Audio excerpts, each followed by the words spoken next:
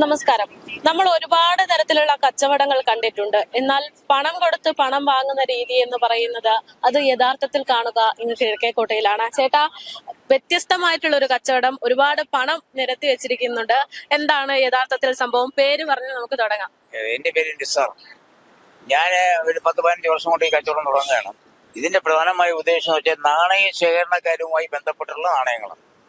കാരണം ഇവിടെ പ്രോജക്റ്റ് തയ്യാറാക്കാനും അധ്യാപകരും വിദ്യാർത്ഥികൾ ഇങ്ങനെ പല വിഭാഗത്തിൽപ്പെട്ട ആൾക്കാർ വന്ന് വാങ്ങും. നാണയ ശേഖരണമുള്ളവർ വരും. വിദേശ നാണയങ്ങളുണ്ട്, പിന്നെ ഇന്ത്യൻ നാണയങ്ങളുണ്ട്, ഇന്ത്യയുടെ പഴയ നാണയങ്ങളുണ്ട്, ബ്രിട്ടീഷ് ഇന്ത്യയുടെ കാലഘട്ടത്തിലുള്ള നാണയങ്ങളുണ്ട്, തിരുവിതാംകൂറിന്റെ നാണയങ്ങളുണ്ട്, പിന്നെ സ്റ്റാമ്പുകളുണ്ട്, പോസ്റ്റൽ സ്റ്റാമ്പുകൾ, ഇന്ത്യൻ സ്റ്റാമ്പുണ്ട്, വിദേശ സ്റ്റാമ്പുകളുണ്ട്, പിന്നെ വിദേശ നാണയങ്ങളുണ്ട്. ഇതെല്ലാം സാധാരണ ഒരാൾ വന്നു കഴിഞ്ഞാൽ അയാൾക്ക് കാണണമെങ്കിൽ കാണുകയും ചെയ്യാം. നമുക്കെല്ലാം വിരോധമൊന്നുമില്ല. പഴയ നാണയങ്ങൾ കാണണമെങ്കിൽ കാണാം. അതിൽ നമ്മളെ ഒന്നും ഒരു പ്രതിവിധവും വാങ്ങുന്നില്ല. നിങ്ങൾക്ക് ആവശ്യമുണ്ടെങ്കിൽ നമ്മുടെ ഒന്ന് വാങ്ങുകയും ചെയ്യാം. എങ്ങനെയാണ് ഇതിന്റെ ഒരു സിസ്റ്റം? എങ്ങനെയാണ് പണം കൊടുത്ത് പണം വാങ്ങൽ തന്നെയാണ്? പണം കൊടുത്ത് പണം വാങ്ങിക്കുക തന്നെ. പഴയ അതെ, പുതിയ പണം കൊടുത്ത് പഴയ പണം വാങ്ങിക്കുന്നു, അത്രേ ഉള്ളൂ. പണ്ടത്തെ ബട്ടർ സമ്പ്രദായം എന്നൊക്കെ പറഞ്ഞു കേട്ടിട്ടുള്ളൂ. അത് ബാൾട്ടിക് സമ്പ്രദായം പോലെ. അത് ഒരു സാധനം കൊടുത്ത് മറ്റു സാധനം വാങ്ങിക്കുന്നു. ഇതങ്ങനെയല്ല, പുതിയ പണം കൊടുത്ത് പഴയ പണം വാങ്ങിക്കുന്നു. ഈ പണത്തിന്റെ കാര്യത്തിലേക്ക് വരുമ്പോ ഇത് എങ്ങനെയാണ് ഈടാക്കുന്നത്? അപ്പോ ഇതിലൊക്കെ 1 പൈസ, 2 പൈസ, 5 പൈസ, 10 പൈസ ഇങ്ങനെയുള്ള നാണയങ്ങളൊക്കെ ഉണ്ട്. എത്ര രൂപ മേടിക്കും നമ്മൾ? അതിന് 5 രൂപ, 10 രൂപ. ഒരു നാണയത്തിന് 5 രൂപ. 5 രൂപ, 10 രൂപ. ഇപ്പൊ ഏത് ഒരു പണം എടുക്കുവാണെങ്കിലും 5 രൂപയാണ്? അല്ലല്ല, 5 രൂപ, 10 രൂപ, 20 രൂപ ഇങ്ങനെയുണ്ട്. പിന്നെ ഈ നാണയങ്ങൾക്കെല്ലാം 50 രൂപ ആ റേഞ്ച് വരും. പിന്നെ ഇതൊക്കെ വിദേശ നാണയങ്ങളാണ്. വിദേശ നാണയങ്ങൾക്ക് പല റേഞ്ചിലുള്ള നാണയങ്ങളുണ്ട്. 10 രൂപ മുതൽ 10 ഒരു രാജ്യം റയർ, അതെ, റയർ ഏഷ്യയിൽ വരുന്ന രാജ്യങ്ങൾക്കൊക്കെ ആണെങ്കിൽ വില കുറയും. പിന്നെ യൂറോപ്യൻ രാജ്യങ്ങൾക്കാണെങ്കിൽ കുറച്ച് കൂടും. ആഫ്രിക്കൻ രാജ്യങ്ങൾക്കാണെങ്കിൽ അതിനേക്കാൾ കൂടും. കരീബിയൻ രാജ്യങ്ങൾക്കാണെങ്കിൽ അതിനേക്കാൾ കൂടും. ഇതിപ്പോ ചേട്ടൻ എങ്ങനെയാണ് ഇതിലേക്ക് എത്തിപ്പെടുന്നത്? ഇങ്ങനെ ഒരു ഐഡിയ എവിടെ നിന്ന്? പഠിക്കുന്ന കാലത്ത് ഇതൊരു ഹോബി ആയിരുന്നു. അപ്പൊ അത് എനിക്ക് വേറെ പ്രൊഫഷനുണ്ട്. ഞാൻ കുക്കാണ്. അപ്പൊ എനിക്ക് ഈ ഹോട്ടൽ ഫീൽഡ് ആയിരുന്നു കൂടുതൽ. പിന്നെ ഒരു സാഹചര്യം വന്നപ്പോ ഞാൻ പിന്നെ ഇതിനെ ഒരു പ്രൊഫഷണലാക്കി മാറ്റാം എന്ന് ചിന്തിച്ചു. അത് സക്സസ് ആയി. അതായത് ഹോബി ആണ് ബിസിനസ്സിൽ എത്തിയത്. എത്ര കാലം കൊണ്ടായി ഇത്രയും രൂപകൾ കളക്ട് ചെയ്തിട്ടുണ്ടാവും ഏകദേശം? ഇത് ഇങ്ങനല്ലേ, ഞാൻ സ്കൂളിൽ പഠിക്കുന്ന കാലം മുതൽ എനിക്കാണെങ്കിൽ 50 വർഷത്തിന് മുകളിലുള്ള കളക്ഷൻസ് ഉണ്ട്. പിന്നെ ആ കളക്ഷന് പിന്നെ ഞാൻ ഇതിനെ ഒരു പ്രൊഫഷണലാക്കിയവരാണ് കൂടുതൽ ആൾക്കാർ വന്നതും ശ്രദ്ധിച്ചത് നോക്കുക. ഇവിടെ തന്നെ ഒരു 15 വർഷത്തോളം ആയി ഇവിടെ വന്നിട്ട്. പിന്നെ ഒരു കസ്റ്റമേഴ്സൊക്കെ ഒരുപാട് കസ്റ്റമറുകളുണ്ട്. അവർ വരും, വാങ്ങും, ചിലർ കൊണ്ടുവരും. ഇങ്ങനെയൊക്കെ ഉണ്ട്.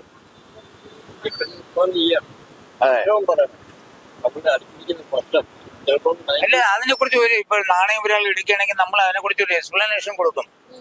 ആ നാണയം നിർമ്മിച്ച, അതായത് ഇന്ത്യക്ക് 4 നാണയ കമ്മട്ടങ്ങളുണ്ട്.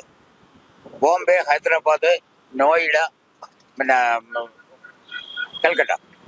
ഇതിനൊക്കെ മിന്റ് മാർക്കുകളും ഉണ്ട്. ഒരു നാണയം അടിക്കുകയാണെങ്കിൽ ആ നാണയം എവിടെ അടിച്ചു എന്നുള്ളതിന് ഒരു മിന്റ് മാർക്ക് ഇയറിന്റെ താഴെയുണ്ട്. ഒരു ഡയമണ്ട് ആണ് വരുന്നതെങ്കിൽ ബോംബെയിൽ അടിച്ചാണ്. അതല്ല സ്റ്റാർ ആണ് വരുന്നതെങ്കിൽ ഹൈദരാബാദിൽ അടിച്ചാണ്. ഒരു റൗണ്ടും അതിനകത്ത് ഒരു ഡോട്ടും വരികയാണെങ്കിൽ അത് നോയിഡ മിന്റാണ്. Calcutta no mark. അതായത് ചേട്ടൻ പറയുന്നത് ഈ കാണുന്ന നാണയത്തിൽ നിന്ന് ഏതെങ്കിലും ഒന്ന് എടുത്തു കൊടുക്കുവാണെങ്കിൽ അതിന്റെ ഹിസ്റ്ററി വരെ പുള്ളി പറഞ്ഞു തരുന്നതാണ്. ഞാൻ ഒരു നാണയം ഞാൻ എടുത്തു കഴിഞ്ഞാൽ ഇതിൽ നിന്ന് ഏത് വേണേലും എടുക്കാലോ? ഏത് വേണമെങ്കിലും എടുക്കാലോ? എടുത്തു. നമ്മുടെതല്ല എന്ന് മനസ്സിലായി.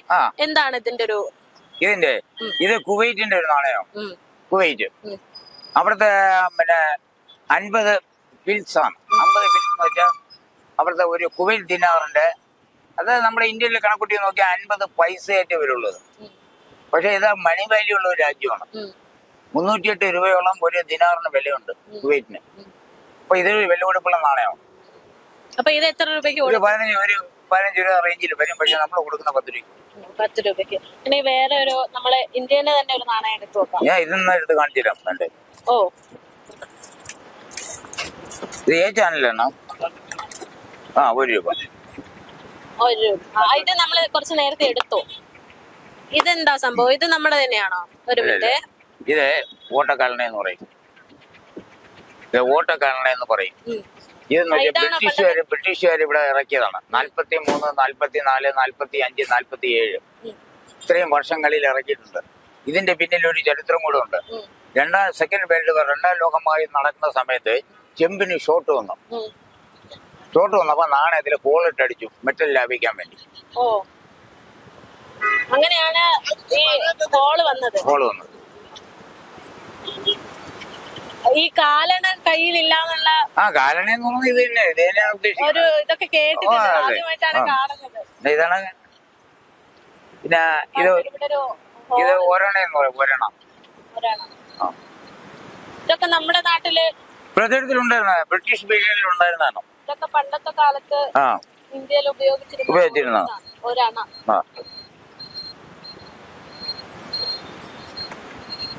ഇത് ഞാനൊരു കോയിൻ എടുത്തു. ഇതില് ഒരു 10 എന്ന് എഴുതിയിട്ടുണ്ട്. ഇത് എന്താ സംഭവം? ഇത് എത്ര രൂപയാണ്? ഇത് മലേഷ്യയുടെ നാണയമാണ്. 10 പൈസയാണ്. ഇവിടുത്തെ 10 പൈസ. 10 പൈസ മലേഷ്യയുടെ. മലേഷ്യ എന്ന് വെച്ചാൽ റിംഗീറ്റ് എന്നാണ് അവിടെ നാണയത്തിന്റെ പേര്, റിംഗീറ്റ്. പക്ഷെ ആ നാണയത്തിന് ഇവിടെ ഇന്ത്യയിൽ ഈ പഴയ എക്സ്ചേഞ്ച് വാല്യൂ ഉണ്ട്. ഇതിന്റെ ബാക്കിൽ എന്തോ ഒരു സിംബൽ. അത് അവരുടെ ദേശീയ ചിഹ്നം, ആ രാജ്യത്തിന്റെ മലേഷ്യയുടെ. ഒരു സെക്കൻഡ്. ഇത് എങ്ങനെയാണ് ചേട്ടന് ഈ ഒരു ഇഷ്ടം വന്നു തുടങ്ങിയത്? ഇഷ്ടം വന്നു വെച്ചാൽ സ്കൂളിൽ പഠിക്കുന്ന കാലത്ത് ഈ നാണയ ശേഖരണം അന്ന് ഉണ്ടായിരുന്നു. പക്ഷെ ഇന്നത്തെ പോലെ വിപുലമായി നാണയങ്ങൾ കിട്ടുന്ന ഒരു സാഹചര്യം അന്നില്ലായിരുന്നു. അപ്പൊ അന്ന് മാത്രമല്ല, ഗൾഫ് രാജ്യങ്ങൾക്കൊന്നും അന്ന് നാണയങ്ങളില്ല. പിന്നെ ഓരോന്നായിട്ട് ഇങ്ങനെ നോക്കി ഒരു 10-15 രാജ്യങ്ങളൊക്കെ ഒപ്പിച്ചു. പിന്നെ അതിനെ മേൽക്കൊണ്ട് അത് 233 രാജ്യങ്ങളുണ്ട്. അതിൽ 199 എണ്ണം UN അംഗീകരിച്ചത്, 16 ടെറിട്ടറിയൽ കൺട്രീസ് എന്ന് പറയാം. അതായത് ഒരു ആശ്രിത രാജ്യങ്ങൾ, ഒരു രാജ്യത്തിനെ ആശ്രയിച്ച് ജീവിക്കുന്ന മറ്റു രാജ്യത്തിന്റെ നാണയങ്ങൾ. പിന്നെ UN അംഗീകരിക്കാത്ത നാണയങ്ങളുണ്ട്, അത് 17 എണ്ണം. അങ്ങനെ 235 നാണയങ്ങൾ വേൾഡിലുണ്ട്. അപ്പൊ ഇതിപ്പോ വിൽക്കാൻ നിൽക്കുന്ന ചേട്ടന്റെ എക്സ്പീരിയൻസ് 50 വർഷത്തിൽ കൂടുതലായിട്ടുണ്ട്. 50 വർഷത്തിൽ കൂടുതലുള്ള എക്സ്പീരിയൻസ് ഒക്കെയാണ് പറയുന്നത്. പക്ഷെ ഇവിടെ കാണാൻ നിൽക്കുന്ന അല്ലെങ്കിൽ മേടിക്കാൻ വന്നിട്ടുള്ള ഒരുപാട് ആളുകളുണ്ട്. ചേട്ടാ, ഇത് കണ്ട് കൗതുകത്തിൽ വന്നതാണോ? അല്ല, ഇദ്ദേഹം എനിക്ക് കൊണ്ട് തരാൻ വന്നതാണ്. വാങ്ങിക്കാൻ വന്ന ആള് തന്നിരിക്കുന്നു, ഞാൻ കൊടുക്കാൻ വേണ്ടി അപ്പൊ അങ്കിളിന് എവിടെന്നാണ് ഇങ്ങനെ നാണയങ്ങൾ കിട്ടുന്നത്? കുറെ കളക്ഷൻ ഞാൻ ചെറുപ്പത്തിലുണ്ടായിരുന്നു. എല്ലാം ഞാൻ ഫുള്ളായിട്ട് കൊടുത്തിട്ടില്ല. ഞാനെല്ലാം ഓരോ ഇത് സ്പെയർ ഞാൻ വീട്ടിൽ വെച്ചിട്ടാണ് കൊടുത്തത്. അത് എക്സ്ട്രാ വെറുതെ വേണ്ട, ഇവർക്ക് ഇങ്ങനെ സെയിൽ ചെയ്യാണെങ്കിൽ പോട്ടെ എന്ന്. എങ്ങനെയാണ് ഇങ്ങനെ ഒരു കളക്ഷൻ, ഒരു ഇഷ്ടം വരുന്നത്? കളക്ഷൻ എങ്ങനെ വരും പറഞ്ഞു കഴിഞ്ഞാൽ, എങ്ങനെയാണ് പണ്ടുള്ള ഇങ്ങനെ ഒരു ഇതുണ്ടായിരുന്നു. പക്ഷെ ഇത് വേറെ ആർക്കെങ്കിലും ഒരു ഉപകാരമാണെങ്കിൽ ഞാൻ വീട്ടിനകത്ത് വെച്ചിട്ട് കാര്യമില്ലല്ലോ. ഇപ്പം കൊടുക്കുകയാണെങ്കിൽ ചേട്ടൻ ഇങ്ങനെ കൊടുക്കുകയാണെങ്കിൽ ഒരാൾ വാങ്ങിക്കുന്നു പോകുന്നു, ഞാൻ റോളാവുമല്ലോ. വീട്ടിനകത്ത് ഞാൻ പെട്ടിക്കകത്ത് വെച്ചിട്ട് കാര്യമില്ലല്ലോ. പക്ഷെ എങ്കിലും എല്ലാം ഞാൻ സ്പെയർ ഒരു സെറ്റ് വെച്ചിട്ട് ഞാൻ കൊടുത്തു. എക്സ്ട്രാ ഉള്ളത് ഞാൻ കൊടുത്തു.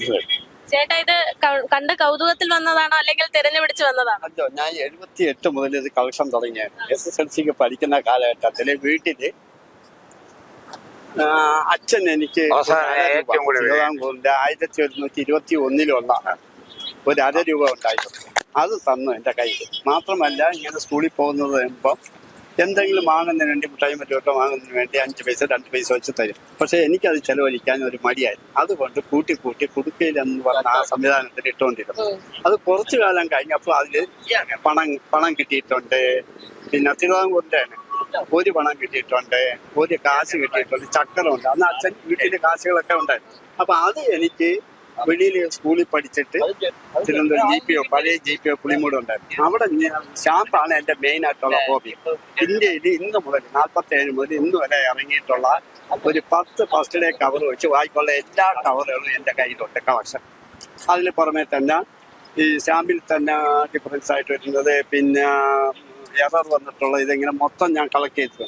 ആ കൂട്ടത്തിൽ കൂടിയാണ് കോയിൻസും കൂടി കളക്ട് ചെയ്യുന്നത്. കോയിൻസ് കളക്ട് ചെയ്യുന്നത് വെച്ചാൽ ഇന്ത്യൻ കോയിൻസും മറ്റെല്ലാം കളക്ട് ചെയ്യാൻ തുടങ്ങി. ഇപ്പോഴും ഇവിടെ വന്നിട്ട് തുടങ്ങി. അതിന് മുമ്പേ ഇന്ത്യയുടെ നാട്ടുരാജ്യങ്ങളുടെ നാണയങ്ങളാണ് ഏറ്റവും കൂടുതലായിട്ട് കളക്ട് ചെയ്തിട്ടുള്ളത്. അതില് പിന്നെ പുത്തൻ എന്ന് പറഞ്ഞുകൊണ്ടുള്ളതും തിരുവിതാംകൂറിന്റെ തന്നെ പഴയ ഗോൾഡ് കോയിനുകളും, അനന്തശയനം, കാളിപ്പണം, വീരരായം പണം, പിന്നെ കൊച്ചിൻ പുത്തൻ, ഇങ്ങനെ ആയിട്ടുള്ളത്, അലിരാജയുടെ കോയിൻ, ഇങ്ങനെയുള്ള കളക്ട് ചെയ്ത് അതൊരു ക്രമമായിട്ട് ഇരിക്കുന്നുണ്ട്. മാത്രമല്ല അത് ഒരിക്കലും എനിക്കത് വച്ച് നിർത്താൻ തോന്നുന്നില്ല.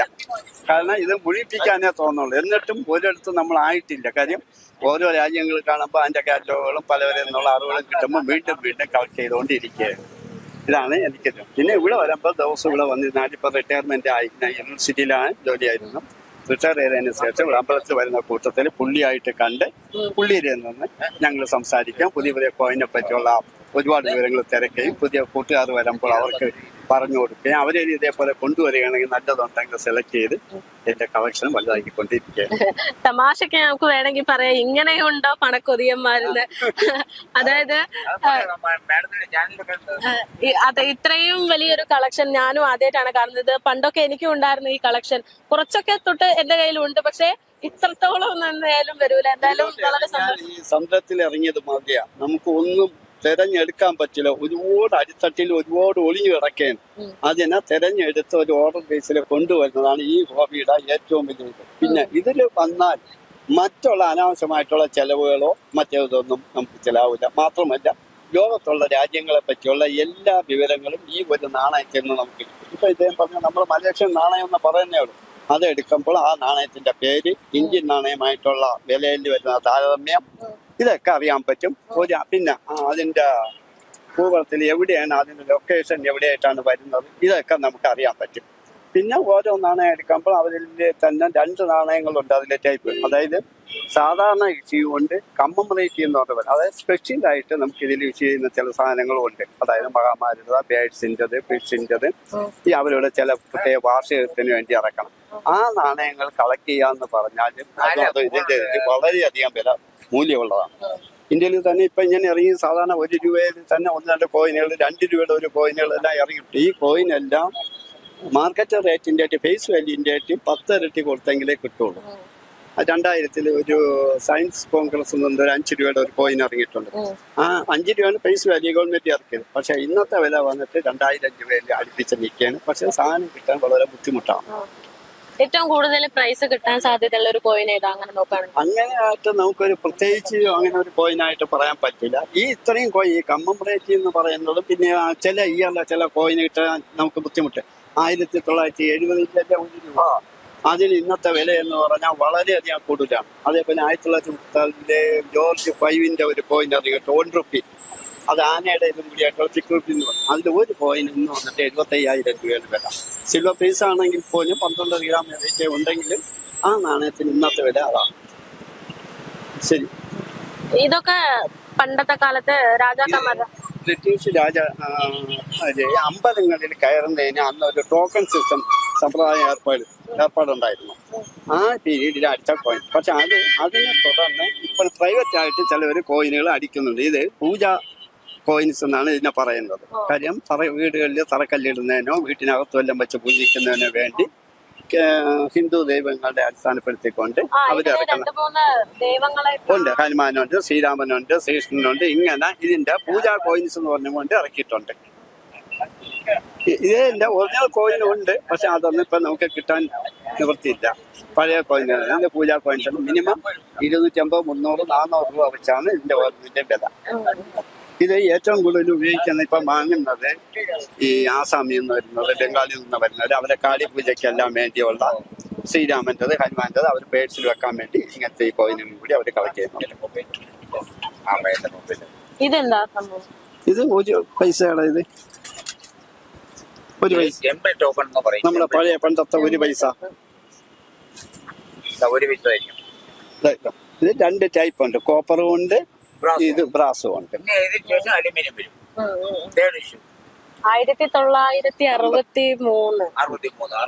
ബ്രാസ്. അതിന് മുമ്പേ ഉള്ളത് കോപ്പറാണ്, 57 മുതലുള്ളത്. അതിലും അലുമിനിയത്തിലും 1970 അലുമിനിയത്തിന്റെ 1 പൈസയ്ക്ക് ഇന്നത്തെ വില എന്ന് പറഞ്ഞാൽ 200 രൂപയാണ്. 69 2 പൈസ അലുമിനിയം എന്ന് പറയുന്നത് ഇന്നത്തെ വില 200-250 രൂപയാണ് വില. അതിന് ചില ഇയറിലെ ചില കോയിന് കിട്ടാൻ ബുദ്ധിമുട്ടായതിന്റെ പേരിൽ അതിനൊക്കെ വില കൂടുതലാണ്. ഇത് ന്യൂമിസ്മാറ്റിക് എന്ന് പറയും. ന്യൂമിസ്മാറ്റിക് അതായത് നാണയ ശേഖരണ ശാസ്ത്രം. അത് ഒരു ശാസ്ത്ര ശാഖയാണ്.